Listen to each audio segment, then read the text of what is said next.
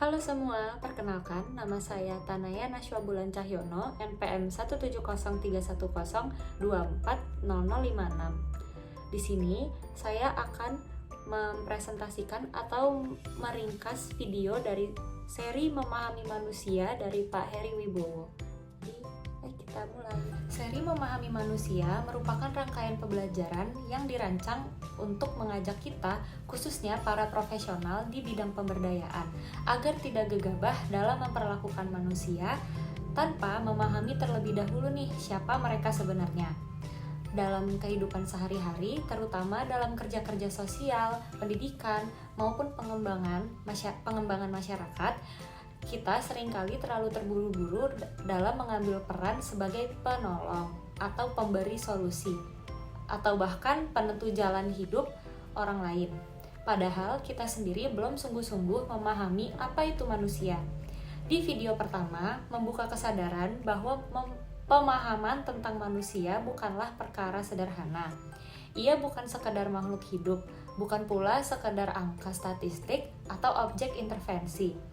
Manusia memiliki kedalaman, kompleksitas, dan keunikan yang menjadikannya tak bisa disamaratakan.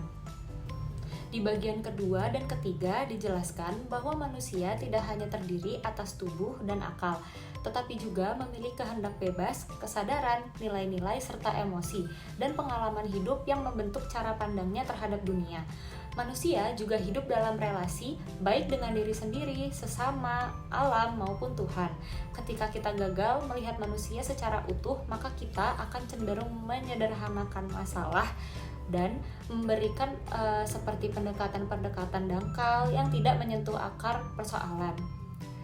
Pada bagian keempat, penekanan diberikan pada pentingnya memahami bahwa manusia bukan sekadar individu atau individu terisolasi, melainkan subjek yang memiliki sejarah, identitas, dan kapasitas untuk menentukan arah hidupnya.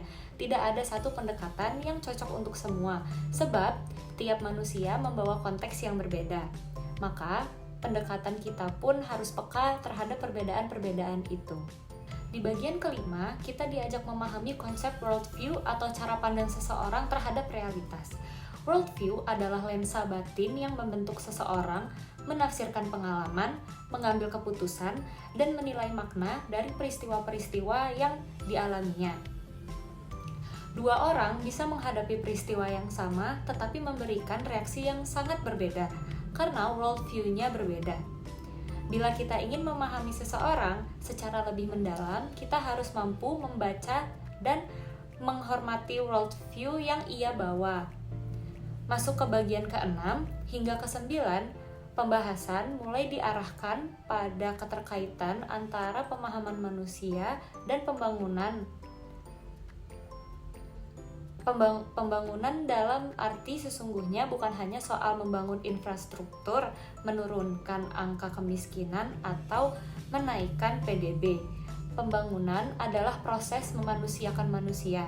Ia harus berangkat dari pemahaman yang utuh tentang manusia dan bermuara peningkatan martabat, kebebasan, dan kapasitas individu untuk tumbuh secara merdeka. Sayangnya, dalam praktiknya, banyak kebijakan pembangunan yang justru mengabaikan manusia. Ia lebih sibuk mengejar target kuantitatif ketimbang memikirkan makna dari setiap intervensi yang dilakukan. Dalam konteks ini, profesi-profesi pemberdayaan memiliki peran yang sangat penting sebagai penjaga nilai. Mereka perlu memastikan bahwa setiap program kebijakan dan tindakan pembangunan tidak keluar dari jalurnya, yakni menjadikan manusia sebagai pusat dan tujuan. Kita juga diajak untuk tidak hanya fokus pada hasil, tetapi juga pada proses. Apakah proses tersebut menghargai partisipasi, memberikan ruang untuk bertumbuh, dan membuka kesempatan bagi manusia untuk menentukan sendiri jalan hidupnya?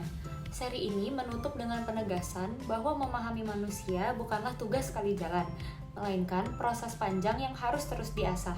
Ia membutuhkan keterbukaan hati, kepekaan, kerendahan diri, dan keberanian untuk mengakui bahwa manusia bukan sekadar makhluk yang bisa dikendalikan dengan rumus-rumus teknokratis.